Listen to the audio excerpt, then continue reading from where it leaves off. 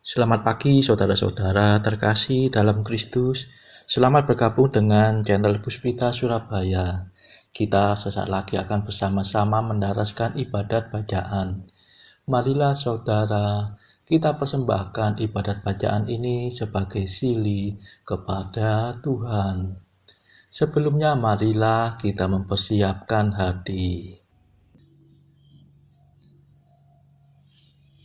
Ibadat bacaan hari Senin 7 Agustus 2023, Pekan Biasa ke-18, Ofisi Pekan Kedua, Hari Biasa. Pembukaan.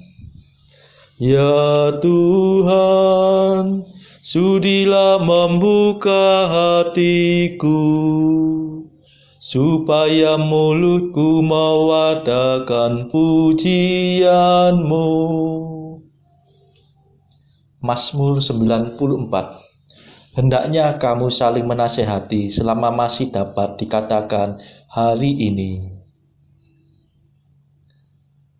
Marilah kita bergembira di hadapan Tuhan dan memuji Dia dengan lagu syukur. Marilah kita bernyanyi bagi Tuhan, bersorak-sorai bagi penyelamat kita, menghadap wajah-Nya dengan lagu syukur, menghormatinya dengan pujian. Marilah kita bergembira di hadapan Tuhan dan memuji Dia dengan lagu syukur. Tuhanlah Allah yang agung, merajai segala dewa. Dasar bumi terletak di tangan-Nya, puncak gunung pun milik-Nya.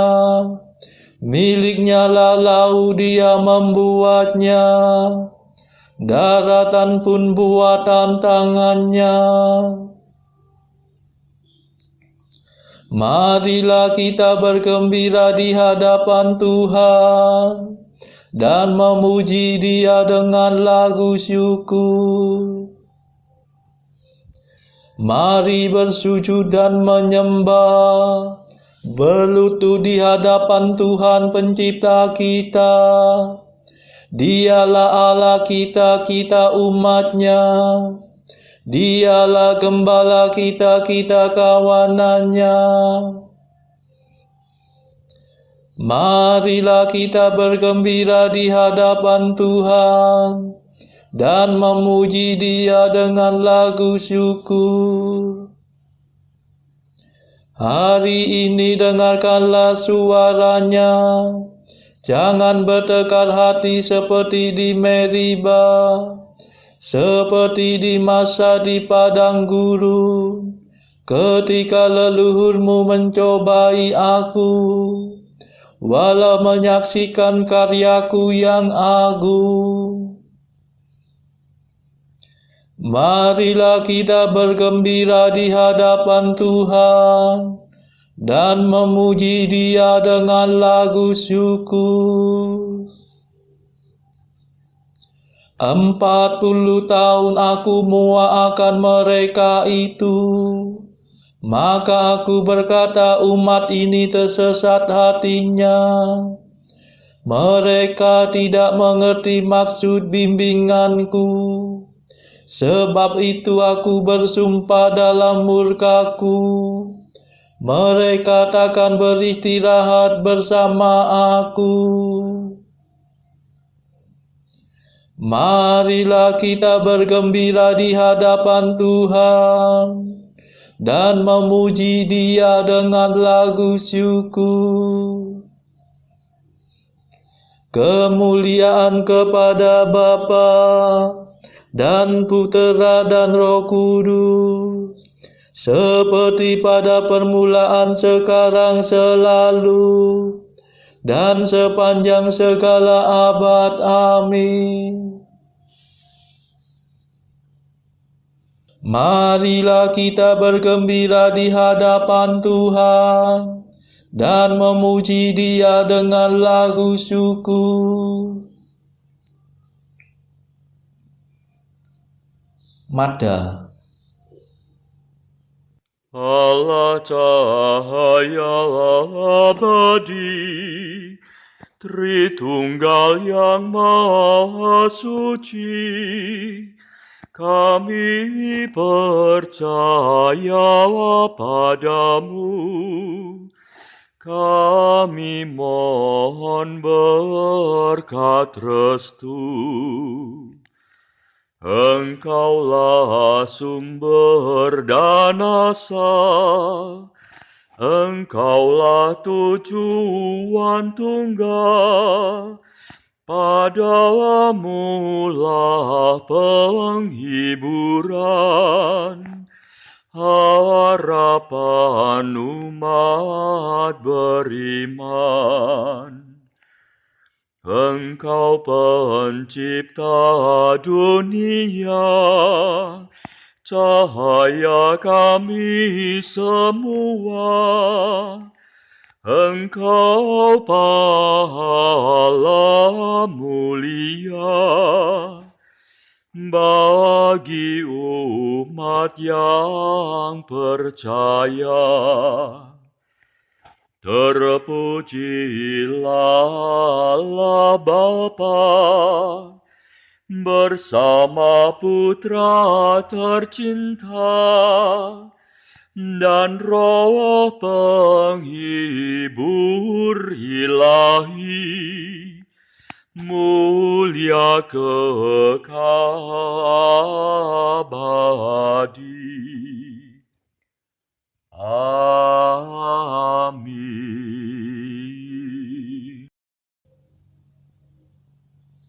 Pendarasan Mazmur. Ya Tuhan, condongkanlah telingamu kepadaku dan bebaskanlah aku. Mazmur 30. Ya Bapa, ke dalam tanganmu kuserahkan nyawaku. Kepadamu ya Tuhan aku berlindung. Jangan sampai aku dikecewakan. Demi kesetiaanmu selamatkanlah aku. Condongkanlah telingamu kepadaku. Dan bebaskanlah aku segera. Sudilah engkau menjadi gunung pengungsianku dan benteng pertahananku yang kuat. Sebab engkaulah pelindung dan penyelamatku. Dan demi namamu engkau akan membimbing dan menuntun daku. Engkau akan melepaskan daku dari jaring yang dipasang untuk menjerat aku. Sebab engkaulah pelindungku. Ke dalam tanganmu kuserahkan hidupku. Tebuslah aku ya Tuhan Allah. Sungguh aku benci akan para pemuja berhala, dan aku menaruh kepercayaanku pada Tuhan. Aku bersorak-sorai dengan gembira atas kasih setiamu. Ketika melihat penderitaanku, engkau membela aku terhadap serangan musuh. Engkau tidak menyerahkan daku ke tangannya, dan tidak menyerumuskan daku ke alam maut. Kemuliaan kepada Bapa dan Putera dan Roh Kudus, seperti pada permulaan, sekarang, selalu, dan sepanjang segala abad. Amin. Ya Tuhan, condongkanlah telingamu kepadaku, dan bebaskanlah aku.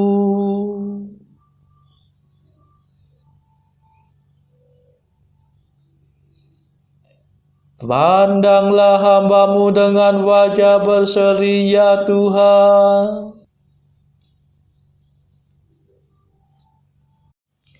Kasihanilah aku, ya Tuhan, sebab sungguh sesatlah hatiku. Mataku pudar karena sedih, meranalah jiwa dan ragaku. Hidupku dihabiskan oleh derita, sepanjang umur aku berkeluh kesah. Kekuatanku suruh terisap sengsara, tulang-tulangku retak dan rapuhlah tenagaku. Aku menjadi bahan hinaan bagi tetanggaku, dan alamat naas bagi handai taulanku. Semua orang yang melihat aku di jalan lari terbirit-birit menghindari aku. Lisutlah aku tak ubahnya dengan maya, tiada berarti bagaikan jambangan pecah. Ku dengar desas-desus dibisikkan dari mulut ke mulut. Suasana ketakutan menghantui aku. Mereka bersekongkol mencelakakan daku, bersepakat mencabut nyawaku.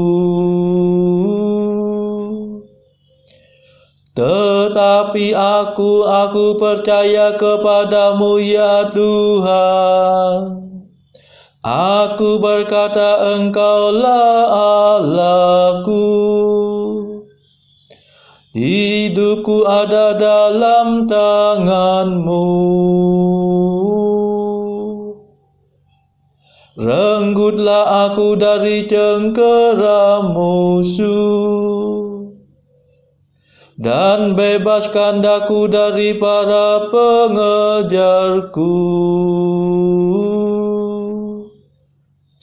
Pandanglah hamba-Mu dengan wajah berseri, selamatkanlah aku demi kasih setia-Mu. Kemuliaan kepada Bapa dan Putera dan Roh Kudus, seperti pada permulaan, sekarang, selalu, dan sepanjang segala abad. Amin.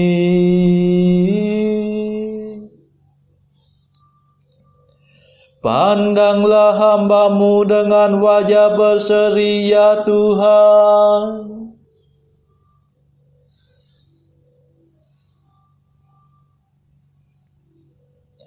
Terpujilah Tuhan yang menyatakan kasih-Nya yang mengagumkan kepadaku. betapa berlimpah kebaikanmu yang kau sediakan bagi orang takwa, yang kau kerjakan di hadapan seluruh umat manusia, bagi orang yang berharap padamu. Engkau menyembunyikan mereka dalam kehadiran-Mu terhadap fitnahan musuh. Engkau melindungi mereka dalam rumah-Mu terhadap lidah yang mengumpat. Terpujilah Tuhan yang menyatakan kasih-Nya yang mengagumkan dari dalam benteng-Nya yang kuat. Pernah aku berkata dalam kegelisahanku,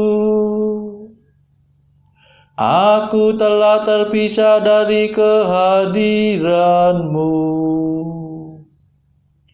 Tetapi Engkau mendengarkan permohonanku ketika aku berseru kepadamu. Cintailah Tuhan, hai semua orang beriman, sebab Tuhan memelihara umat-Nya yang setia. Tetapi orang sombong menerima hukuman yang setimpal. Besarkanlah hatimu dan tabahlah, hai kamu semua yang berlindung kepada Tuhan. Kemuliaan kepada Bapa dan Putera dan Roh Kudus, seperti pada permulaan, sekarang, selalu, dan sepanjang segala abad. Amin. Terpujilah Tuhan yang menyatakan kasih-Nya yang mengagumkan kepadaku.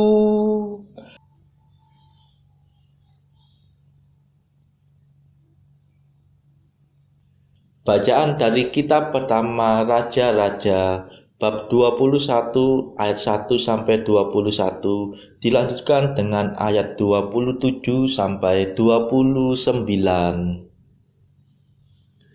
Sesudah itu terjadilah hal yang berikut. Nabot orang Yisrael mempunyai kebun anggur di Yisrael di samping istana Ahab raja Samaria. Berkatalah Ahab kepada Nabot, "Berikanlah kepadaku kebun anggurmu itu, supaya aku jadikan kebun sayur, sebab letaknya dekat rumahku. Aku akan memberikan kepadamu kebun anggur yang lebih baik daripada itu sebagai gantinya. Atau jikalau engkau lebih suka, aku akan membayar harganya kepadamu dengan uang." Jawab Nabot kepada Ahab, "Kiranya Tuhan menghindarkan aku daripada memberikan milik pusaka nenek moyangku kepadamu." Lalu masuklah Ahab ke dalam istananya dengan kesal hati dan gusar, karena perkataan yang dikatakan Nabot orang Israel itu kepadanya, "Tidak akan kuberikan kepadamu milik pusaka nenek moyangku." Maka berbaringlah ia di tempat tidurnya dan menelungkupkan mukanya dan tidak mau makan.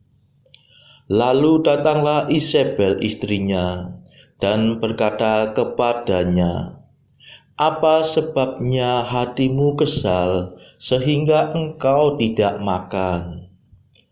Lalu jawabnya kepadanya, "Sebab aku telah berkata kepada Nabot orang Yisrael itu, berikanlah kepadaku kebun anggurmu dengan bayaran uang, atau jika engkau lebih suka, aku akan memberikan kebun anggur kepadamu sebagai gantinya." Tetapi sahutnya, "Tidak akan kuberikan kepadamu kebun anggurku itu." Kata Isabel istrinya kepadanya, "Bukankah engkau sekarang yang memegang kuasa raja atas Israel? Bangunlah, makanlah, dan biarlah hatimu gembira. Aku akan memberikan kepadamu kebun anggur Nabot orang Yisrael itu." Kemudian ia menulis surat atas nama Ahab, memeteraikannya dengan meterai raja, lalu mengirim surat itu kepada tua-tua dan pemuka-pemuka yang diam sekota dengan Nabot. Dalam surat itu ditulisnya demikian, "Maklumkanlah puasa dan suruhlah Nabot duduk paling depan di antara rakyat. Suruh jugalah 2 orang Dursila duduk menghadapinya, dan mereka harus naik saksi terhadap dia dengan mengatakan, 'Engkau telah mengutuk Allah dan Raja.' Sesudah itu bawalah dia keluar dan lemparilah dia dengan batu sampai mati." Orang-orang sekotanya, yakni tua-tua dan pemuka-pemuka yang diam di kotanya itu, melakukan seperti yang diperintahkan Isabel kepada mereka, seperti yang tertulis dalam surat yang dikirimkannya kepada mereka. Mereka memaklumkan puasa dan menyuruh Nabot duduk paling depan di antara rakyat. Kemudian datanglah 2 orang, yakni orang-orang Dursila itu, lalu duduk menghadapi Nabot. Orang-orang Dursila itu naik saksi terhadap Nabot di depan rakyat, katanya, "Nabot telah mengutuk Allah dan Raja." Sesudah itu mereka membawa dia keluar kota, lalu melempari dia dengan batu sampai mati. Setelah itu mereka menyuruh orang kepada Isabel, mengatakan, "Nabot sudah dilempari sampai mati." Segera sesudah Isabel mendengar bahwa Nabot sudah dilempari sampai mati, berkatalah Isabel kepada Ahab, "Bangunlah, ambillah kebun anggur Nabot orang Yisrael itu menjadi milikmu, karena Nabot yang menolak memberikannya kepadamu dengan bayaran uang sudah tidak hidup lagi, ia sudah mati." Segera sesudah Ahab mendengar bahwa Nabot sudah mati, ia bangun dan pergi ke kebun anggur Nabot orang Yisrael itu untuk mengambil kebun itu menjadi miliknya. Tetapi datanglah firman Tuhan kepada Elia orang Tisbe itu, bunyinya, "Bangunlah, pergilah menemui Ahab raja Israel yang di Samaria. Ia telah pergi ke kebun anggur Nabot untuk mengambil kebun itu menjadi miliknya. Katakanlah kepadanya, demikian, beginilah firman Tuhan, engkau telah membunuh serta merampas juga. Katakan pula kepadanya, beginilah firman Tuhan, di tempat anjing telah menjilat darah Nabot, di situ jugalah anjing akan menjilat darahmu." Kata Ahab kepada Elia, Sekarang engkau mendapat aku, hai musuhku. Jawabnya, memang sekarang aku mendapat engkau, karena engkau sudah memperbudak diri dengan melakukan apa yang jahat di mata Tuhan. Sesungguhnya aku akan mendatangkan malapetaka kepadamu. Aku akan menyapu engkau dan melenyapkan setiap orang laki-laki dari keluarga Ahab, baik yang tinggi maupun yang rendah kedudukannya di Israel. Segera sesudah Ahab mendengar perkataan itu, ia mengoyakkan pakaiannya, mengenakan kain kabung pada tubuhnya dan berpuasa. Bahkan ia tidur dengan memakai kain kabung dan berjalan dengan langkah lamban. Lalu datanglah firman Tuhan kepada Elia orang Tisbe itu. Sudah kau lihat bahwa Ahab merendahkan diri di hadapanku. Oleh karena ia telah merendahkan diri di hadapanku, maka aku tidak akan mendatangkan malapetaka dalam zamannya. Barulah dalam zaman anaknya, aku akan mendatangkan malapetaka atas keluarganya. Demikianlah sabda Tuhan. Syukur kepada Allah. Bacaan pilihan diambil dari buku Mengikuti Jejak Kristus, bagian keempat, hal sakramen yang Maha Kudus. Pasal keempat, kepada mereka yang menyambut komuni dengan saleh diberikan banyak anugerah. Tuhan, dalam kesederhanaan hatiku, dengan kepercayaan yang sungguh-sungguh dan kuat, dan atas perintah-Mu, maka aku datang kepadamu dengan kepercayaan dan hormat. Dan dengan segenap hati, aku percaya bahwa Engkau, Allah dan manusia, benar-benar berada di dalam sakramen ini. Demikianlah Engkau menghendaki supaya aku menerima Dikau, dan supaya aku sendiri bersama dengan Dikau dalam cinta kasih. Oleh sebab itu aku mohon rahimu, dan mohon pula agar Engkau sudi memberi rahmat yang istimewa, agar aku sama sekali dilebur dalam Dikau, dan berlimpah dalam cinta kasih, dan supaya aku tidak lagi memperhatikan penghiburan lainnya. Sebab sakramen yang maha agung dan maha mulia ini adalah keselamatan jiwa dan badan, dan dapat menyembuhkan segala macam penyakit kerohanian. Olehnya disembuhkan segala kejahatan, dikendalikan hawa nafsuku, dan dikalahkan ataupun dikurangkan godaanku. Oleh sakramen ini mengalirlah rahmat yang lebih banyak, ditambahlah kebajikan yang telah dimulai, diperkuatlah kepercayaan, dan dinyalakanlah serta lebih bergeloralah cinta kasihku.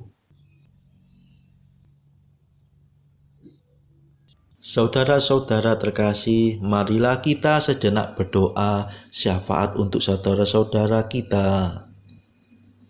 Tuhan Allah kami mempersembahkan ibadat bacaan ini sebagai sili bagi mereka yang saat ini belum tergerak untuk menjalani hidup doa.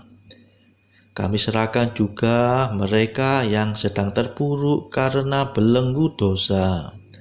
Patahkanlah ya Tuhan belenggu kelekatan terhadap dosa. Berilah mereka rahmat iman, kasih dan pengharapan, sehingga mereka pada akhirnya beroleh keselamatan. Tuhan, kami serahkan mereka yang terpuruk karena kesulitan ekonomi pada masa ekonomi yang sulit ini. Berilah mereka rezeki dan hikmat, sehingga di tengah kesulitan mereka masih dapat berusaha mendapatkan penghasilan yang cukup. Tuhan, kami serahkan kepadamu negara-negara yang bertikai dalam konflik Rusia-Ukraina. Celikkanlah mata mereka akan keberadaanmu, agar para pemimpin dunia tetap mengamalkan kasih kepada sesama. Marilah kita berdoa juga bagi para pemimpin negara kita, supaya mendapatkan hikmat Tuhan di dalam membawa bangsa ini melewati tahun 2023 ini. Marilah kita berdoa juga bagi kepentingan keluarga kita masing-masing.